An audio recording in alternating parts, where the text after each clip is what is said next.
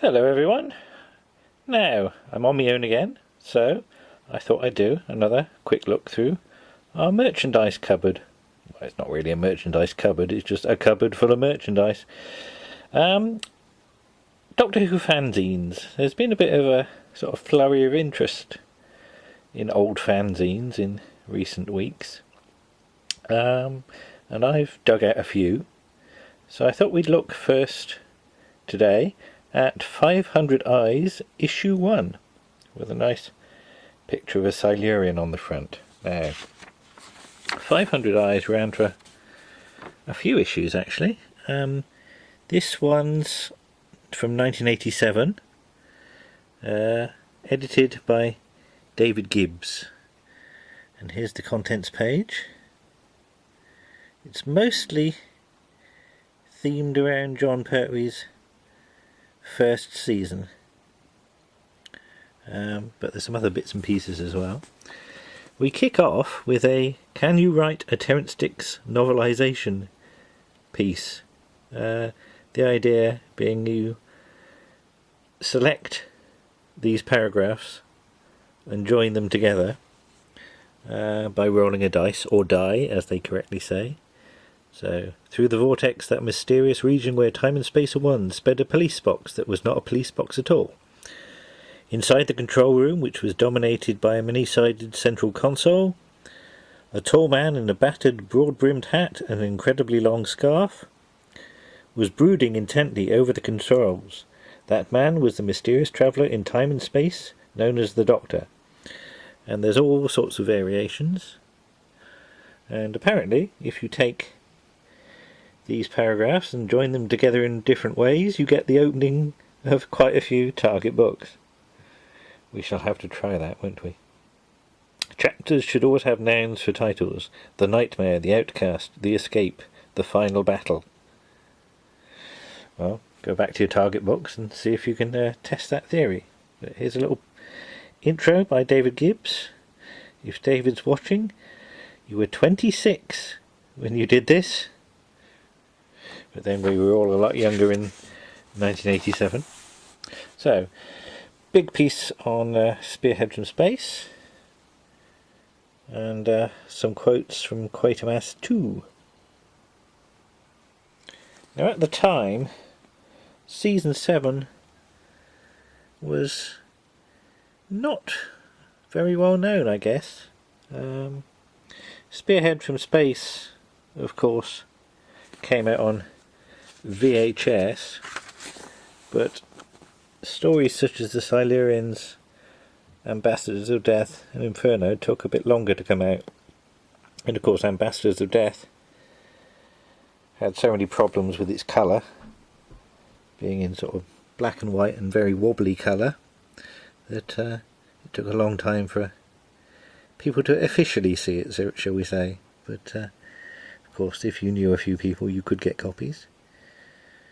You can tell this is the 80s because this is a piece on computing, so the causal nexus, how computers work, phrases like CPU,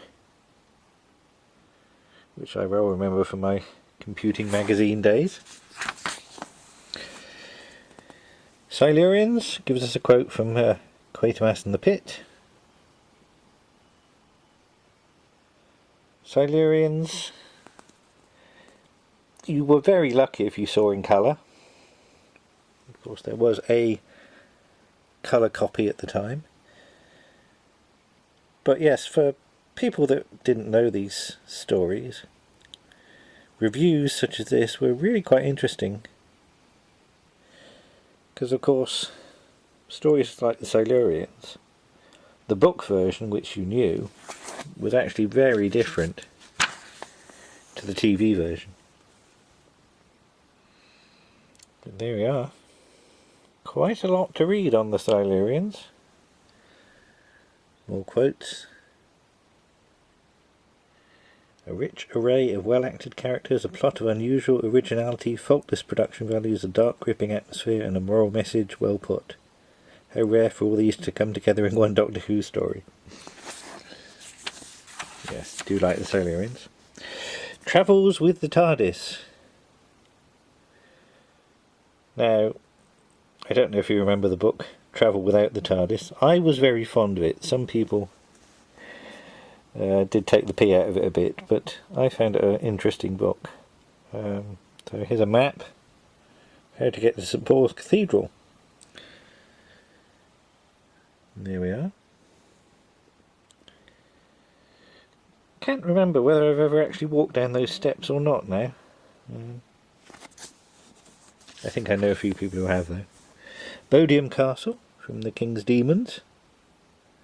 I've definitely never been there. But again, a map of some description as to how to get there. Blisthill Open Air Museum. Mark of the Rani. Now my friend Helen's been there. And when she came back, she gave us all the bits and pieces, all the bump she collected when she went. There we go. Death to the Daleks. Now, this was one of the very first stories to be released on VHS. In those days, the VHS, I think episode 1 came from the 525 line copy. Yes, in fact there's some bits about it here, because the opening sort of scene where I think Terry Walsh gets an arrow in him or something, was cut from the 625 line copy, which had come from Australia, I think. Later on, a complete copy of that episode did turn up. Longleat, 1987. Well, I'm sure I went to Longleat in 1987. Tended to go to Longleat most years. This is, of course, the Doctor Who exhibition, which was the main reason for going. I haven't been to Longleat in a long time since the exhibitions disappeared. Yes, at one point they had a photo of Richard Herndon instead of William Hartnell to represent the first Doctor, but that was changed. The Ambassadors of Death. Oh yes, another Quatermass Experiment quote. Well, that was a rare story round our way to get hold of. I know Warren did have a copy. Here we go. As you can tell, there's an awful lot of stuff to read in this fanzine, which for me was brilliant. Some fanzines ran quite a lot of fiction, but to me the reviews of stories were always the thing, especially if I'd not seen the stories. I was never that interested in writing Doctor Who fiction myself. Well, I certainly never sent any of it into fanzines. I did get the odd bits and pieces published in fanzines, but not as much as I perhaps should have done. I just never got round to writing a lot in those days. Inferno, quote from the Book of Revelation, just for a change. Inferno, there was a colour copy knocking around which came from Australia, because that's the infamous one with the cliffhanger when the Primord comes on and the Australian announcer says how you can buy a nasty green man. Oh no, actually, how you can visit the ABC shop in your capital city, but they probably won't stock you a nasty green man. These days, with the range of figures, you probably could buy a nasty green man. But yes, I would have spent a long time poring over this magazine. Not quite the back page.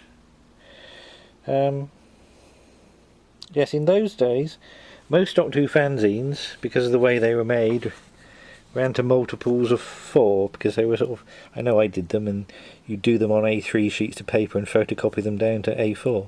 Oh, if you go back to the Make Your Own Terrance Dicks novelisation, there's the numbers, apparently, that work for various novelisations. I'll go back and check that at some point. And ending up with a little cartoon about Adric. Always a popular choice for cartoons. But there you go. There's 500 Eyes, issue 1. And I'm sure I've got issues 2 and 3 knocking around somewhere. But all in all, that was a very promising start for an issue 1. Well, I'll have another look in the cupboard one day and see what else we can find. Bye bye!